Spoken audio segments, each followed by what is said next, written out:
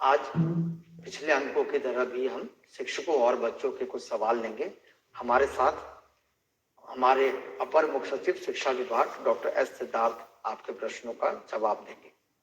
आपका बहुत बहुत स्वागत है सर, आपका अभिनंदन करते हैं।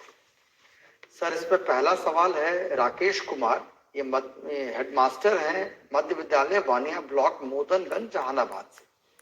इनका सर कहना है कि विद्यालय में सुधारात्मक विद्यालय निरीक्षण हो, ग्रामीण से शिक्षकों का फीडबैक लिया जाए, फीडबैक नकारात्मक आने पर उन्हें सुधारने का 1 या 2 मौका दिया जाए, तत्पश्चात बदलाव नहीं दिखने पर कठोर कार्रवाई की जाए, जिसमें बर्खास्तगी भी अपेक्षित है। अन्य कार्य हेतु सर एक और ये रख रहे हैं कि मध्य विद्यालय में एक गैर शैक्षणिक कर्मी की बहाली की जाए। सर देखिए, मैं अनेक बार और विभिन्न स्तर पर मैं बोलता रहा हूँ, जो शिक्षा जो है, शिक्षा विद्यालय में शिक्षा जो है, इसका जो दायित्व है, एक तो टीचर तो पढ़ाते ही हैं, बच्चे आते हैं, लेकिन इसकी रिस्पॉन्सिबिलिटी पूरे समाज की है। और जब तक ये पूरा समाज इसकी रिस्पॉन्सिबिलिटी नहीं लेगा, तब तक शिक्षा व्यवस्था सुधरेगी नहीं।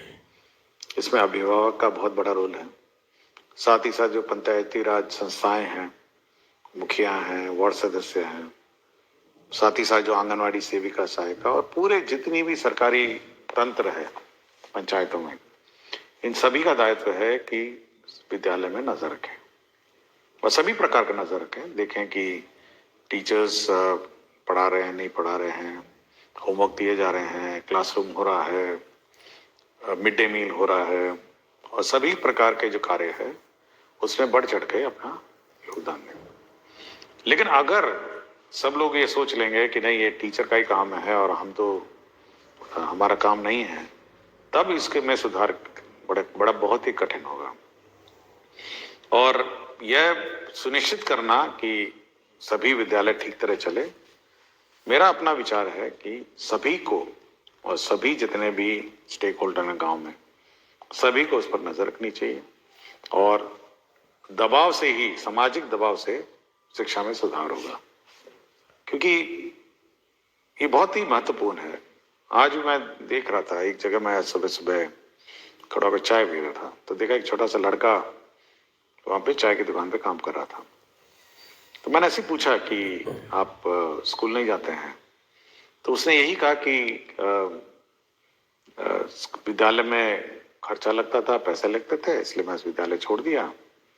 और मैंने पूछा पिताजी, तो पिताजी झारखंड में कहाँ मजदूरी करते हैं, पत्थर तोड़ते हैं, पत्थर तोड़ने वाले मजदूर हैं, और मुझे यहाँ पे चाय की दुकान में भेज दिया है।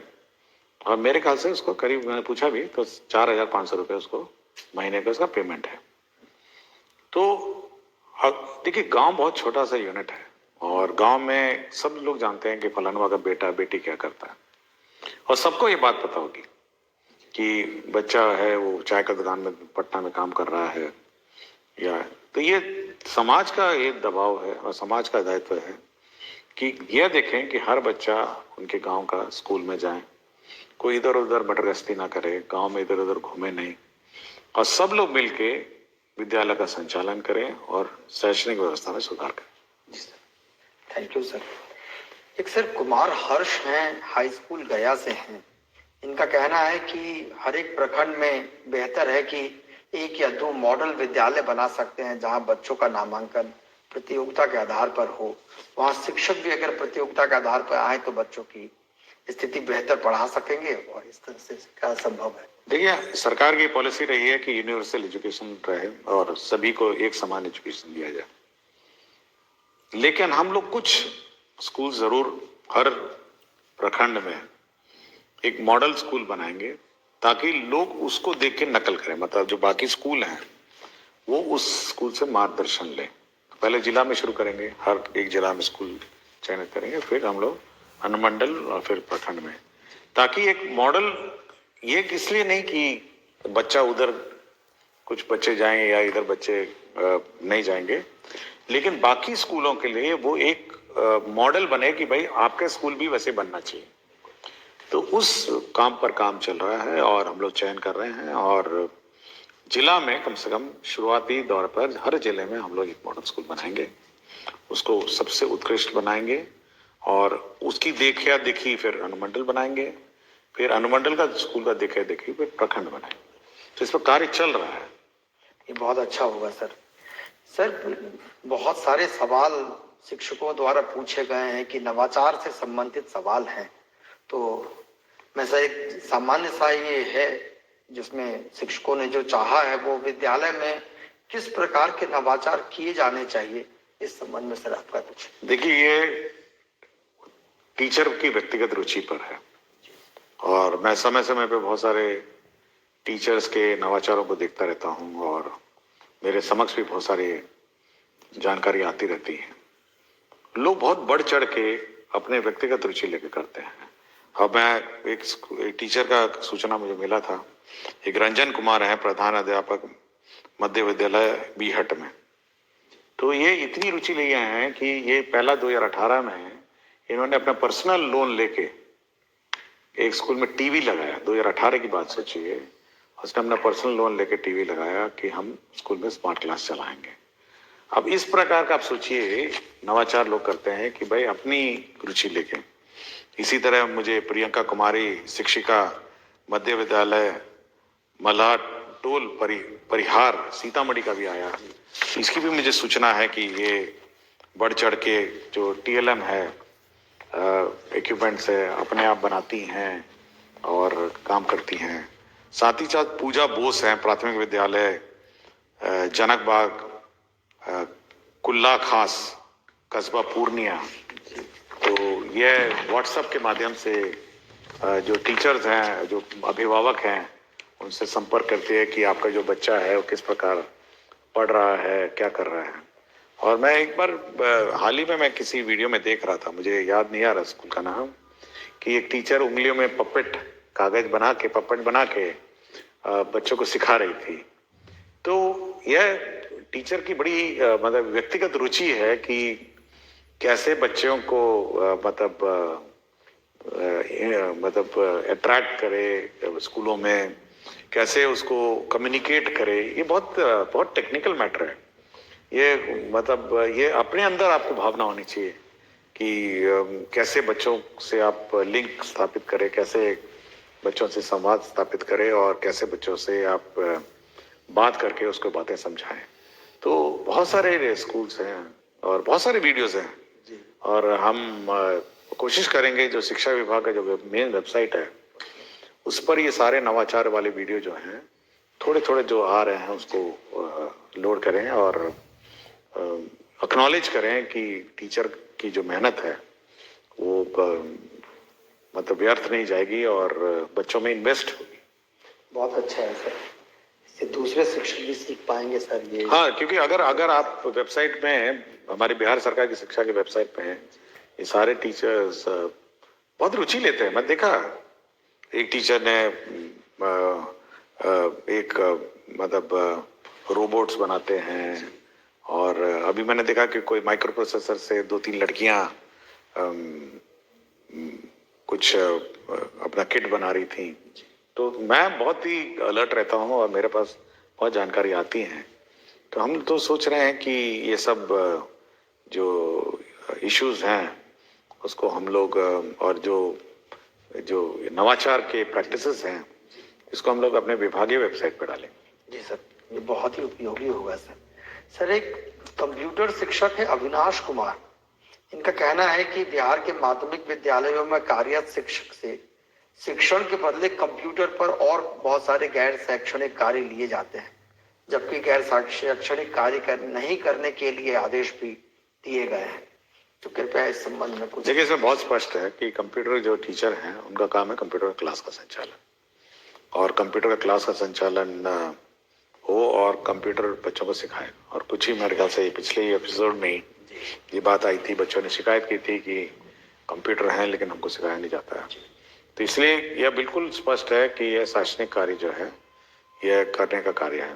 और जहाँ तक डेटा एंट्री ऑपरेशन है, बहुत सारा हम लोग डेटा लेते हैं स्कूल का, तो इसके लिए हम लोगों ने अलग से व्यवस्था की है, BRC में व्यवस्था की है और क्लस्टर रिसोर्स सेंटर में की है, तो वहाँ जाके कर सकते हैं।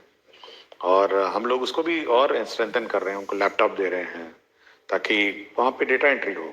स्कूल के क्लासरूम में डेटा एंट्री मेरे ख्याल से ये नहीं अलाउड नहीं।